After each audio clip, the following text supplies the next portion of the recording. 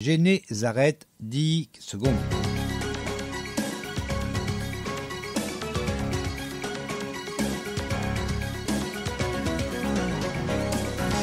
Génézareth. Génézareth, oui. Ouais.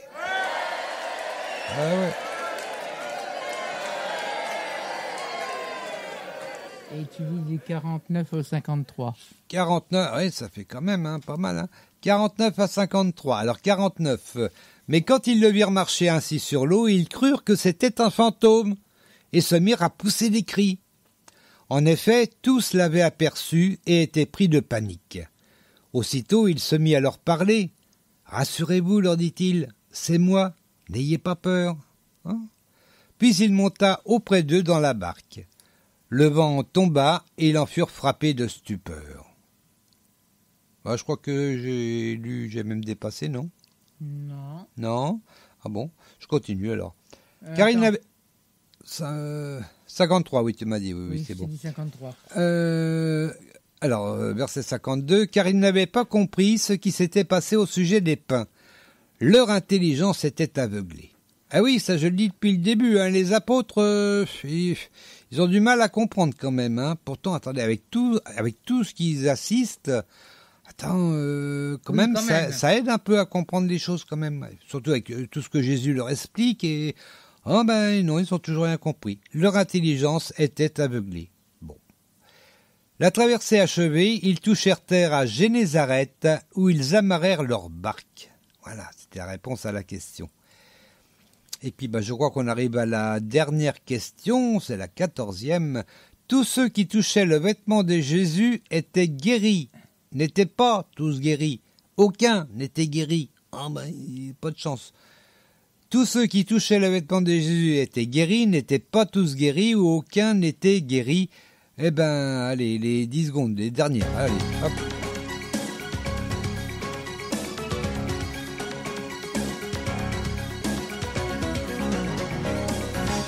Tous ceux qui touchaient étaient guéris. Eh oui, tous ceux qui le touchaient étaient guéris. Oui. Comme la femme à la perte de sang la semaine dernière. Exactement la même chose, tout à fait. On va lire ça, de 54 à 56, puisque là on a terminé le chapitre. Hein. La traversée achevée, ils touchèrent terre à Génézareth, où ils amarrèrent leur barque. Ça, j'ai déjà lu. Bon. Comme ils en descendaient, les gens reconnurent aussitôt Jésus et parcoururent toute la région pour annoncer sa venue. Et lui amenaient les malades sur des brancards dès qu'ils apprenaient son arrivée quelque part. Partout où ils se rendaient, dans les villages, les villes, les campagnes, ils apportaient les malades sur des places publiques et le suppliaient de leur permettre de toucher ne serait-ce que la frange de son vêtement. Et tous ceux qui la touchaient étaient guéris. Là, il demandait quand même, la femme avec les pertes de sang la semaine dernière, effectivement, elle avait rien demandé, hop, elle touche. Attends. Là, quand même, ils demandent. Ils sont plus polis, ils sont... Bon. Et donc, voilà. Tous ceux qui ont touché son vêtement étaient donc guéris. Et puis, voilà, on arrive à la fin de ce chapitre de l'évangile de Marc. La semaine prochaine, du coup, on verra le chapitre 7. Hein, oui. Combien il y a de versets? Parce que là, il y en avait quand même 56. Hein. Alors, la semaine prochaine, est-ce que ça va être plus long ou plus court? Je vais vous le dire bientôt. Il y en a, c'est plus court, 37. 37, ouais. Ouais, une vingtaine de versets de moins quand même. Alors, que je pose plus de questions, plus souvent en tout cas. Voilà, et je lis comme ça rapidement, mais c'est au moins aussi intéressant que ce qu'on vient de lire. Je dis bien au moins. Peut-être plus, peut-être. Mais si vous voulez le savoir, faudra à la semaine prochaine pour le quiz de la semaine. En attendant, on va écouter un deuxième chant de Pierre Lotz, et c'est « Quel ami fidèle et tendre ». On se retrouve juste après pour la question de peut trouve de l'Éternel. Oui, allez.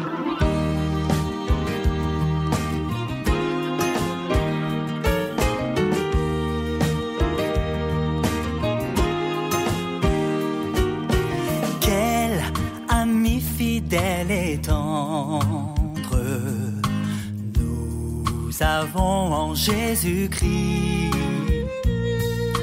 toujours prêt à nous entendre, à répondre à notre cri.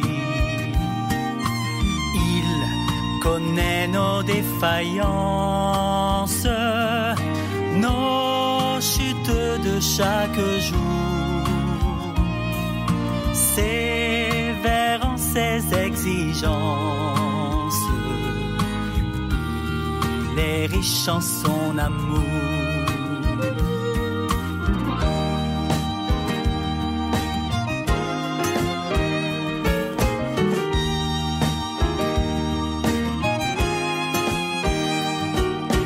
Quel ami fidèle et tendre nous avons en Jésus-Christ,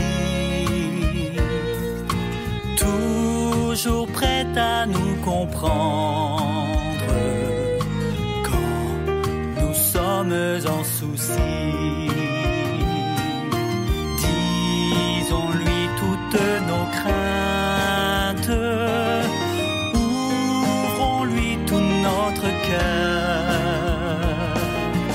Bientôt ces paroles saintes rendront le vrai bonheur.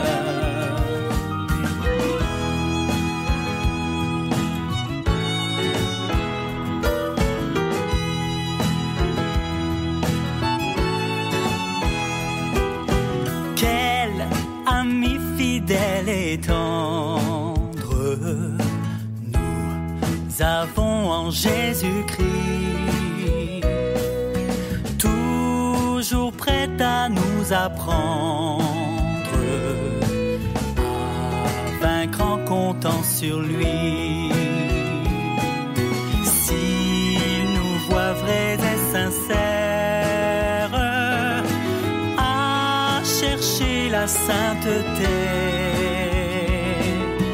il écoute nos prières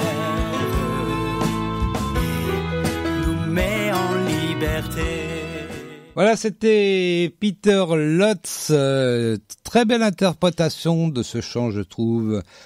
Voilà. Oui, donc, on va retrouver donc la question de peu trop de l'Éternel. Hein, c'est pas si facile que ça. Hein. Allez, je la rappelle. Dans quoi Dieu est-il venu vers Moïse quand il lui donna les 10 commandements? Est-ce que c'était dans un buisson ardent, une épaisse nuée, un vent puissant ou une lumière vive? Les tweetos ont répondu à 52% un buisson ardent, 24% une épaisse nuée, 14% une lumière vive et 10% un vent puissant. Martine, qu'est-ce que toi tu répondrais? L'Éternel descendit dans une nuée. Et j'ai trouvé ça dans Exode 34, 5. 34, 5. Tu peux nous le lire? Alors, l'Éternel descendit dans une nuée, se tint auprès de lui et proclama le nom de l'Éternel. Voilà. Et vous pouvez le lire, donc c'est bien, mais vous pouvez le lire également dans Exode chapitre 19 au verset 9 notamment. L'Éternel dit à Moïse, « Voici que je viendrai te trouver au sein d'une épaisse nuée, pour que le peuple entende lorsque je parlerai avec toi, et qu'il ait pour toujours confiance en toi. » Et Moïse rapporta à l'Éternel les paroles du peuple. Et également au verset 16, toujours 19-16, « Le surlendemain, dès le lever du jour, il y eut des coups de tonnerre et des éclairs. Une épaisse nuée couvrit la montagne et l'on entendit un son de cornes très puissant. Dans le camp, tout le peuple se mit à trembler de peur. » Les sons de cornes, ça rappelle un petit peu Apocalypse ou Daniel aussi. Hein. Oui. Voilà. Plus l'Apocalypse. Oui, voilà. Les deux, Daniel aussi parle de ça, hein, dans ses visions de l'Apocalypse que Daniel a eu avant Jean. Ah ben oui, attendez. Et puis voilà, donc oui, donc toi tu dis 34, 5. 34, 5, et puis moi j'ai eu dans Exode 19. Ah écoutez, C'est bien, bon, moi ça confirme à chaque fois ce qui s'est passé, c'est bien. Voilà, on va peut-être écouter un petit bout de la troisième chanson de Pierre Lotz qui s'appelle Viens. Et puis on se retrouve juste après pour se dire au revoir.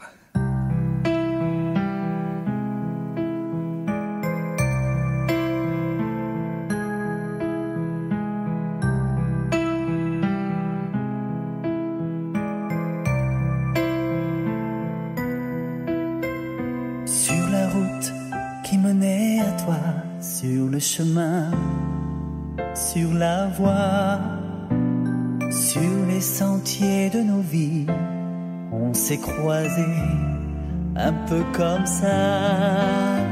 J'ai lu dans ton regard tant de lueur et tant d'espoir, tant de douleur, si peu d'amour, un cri d'alarme au petit jour. Viens, viens avec moi, je t'emmène où tu veux, où tu vois. Viens, viens avec moi, je t'emmène là, je t'emmène près de toi.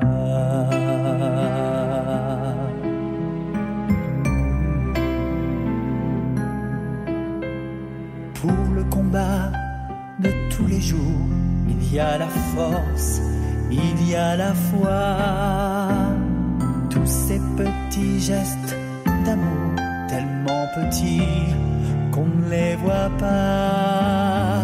Je vois du ciel dans tes yeux, sans un nuage, rien que du bleu, du vert, en signe d'espoir, et des étoiles qui font l'histoire. Viens, viens avec moi, je t'emmène où tu veux, où tu vois. Viens, viens avec moi, je t'emmène là, je t'emmène plus près de toi.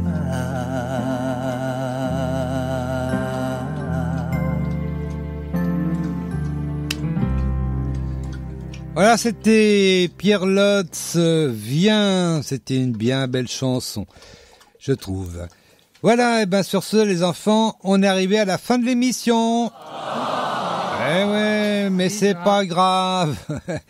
On se retrouvera la semaine prochaine pour un nouveau quiz de la semaine. Pour ceux qui... Pardon ? Saint-Martin. Saint-Martin.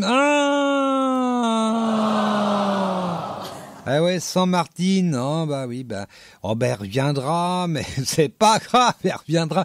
On va faire pareil. Je vais essayer de me mettre sur Google Meet la semaine prochaine. Voilà, avec Google Meet, Martine pourra peut-être participer au quiz de la semaine. J'espère en tout cas que ça marchera bien. Et puis, voilà. Donc ça sera le chapitre 7 de Marc. Alors je rappelle que le quiz de la semaine c'est avant tout un divertissement, c'est pas une étude biblique quand même. Moi je le précise parce que bon. Martine, je te dis au revoir et puis à dans 2 semaines alors. Je suis 2 semaines sans quiz. Eh ouais, dans 2 semaines. Oh là là là là, ça va être long. On verra. Et puis, sur ce, je vous dis au revoir à tous. Et puis, merci d'avoir écouté ce quiz de la semaine. Et rendez-vous la semaine prochaine pour un nouveau quiz. C'était le quiz de la semaine. Une émission proposée par Radio Prédication. Animée par Dominique et Martine.